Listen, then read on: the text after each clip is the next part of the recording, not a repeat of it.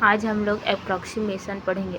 Approximation का मतलब होता है जब हम लोग को एग्जैक्ट वैल्यू नहीं पता रहता है या कंफर्म नहीं लगा पाते हैं कि एग्जैक्ट वैल्यू क्या होता है, तो उसके आसपास का वैल्यू को हम लेते हैं तो उसको अप्रॉक्सीमेशन बोलते हैं। जैसे कि हम लोग को फिफ्थ क्लास में पढ़ते हैं round of 10, round of 100, round of 1000 करके पढ़ते हैं।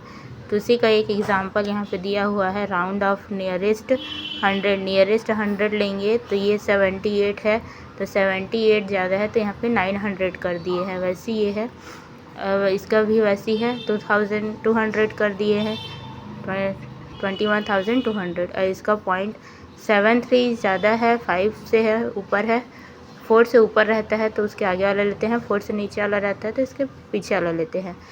तो ये 73 लिखा हुआ है तो इसको 17 लिए हैं इसीलिए, ठीक है। इसी प्रकार से अप्रॉक्सीमेशन को पढ़ते हैं।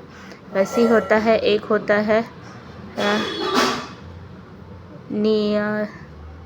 नियरेस्ट 10 होता है। नियरेस्ट 10 में हम लोग जैसे कि देखते हैं कि यहाँ पे हम लोग 53 लिए हैं, 53 लिए हैं तो ये किसके पास में है, 60 के पास में, नहीं ये 50 के पास में है, 53 है तो 50 के पास में है।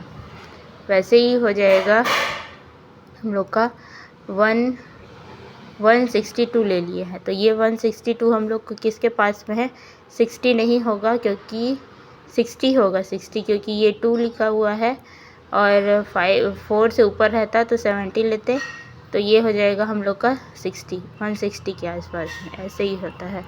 उसके बाद सेकंड होता है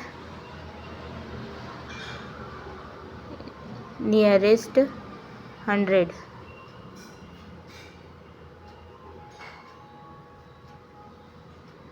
नियरेस्ट 100 होता है।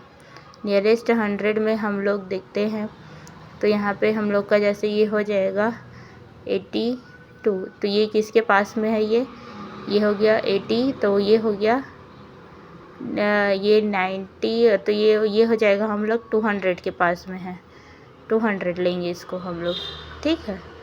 इसको लेंगे हम लोग 200 लेंगे। वैसे ही एक एग्जांपल और 144 ले लूँगी तो ये हो जाएगा, ये हम लोग का 100 के पास में है।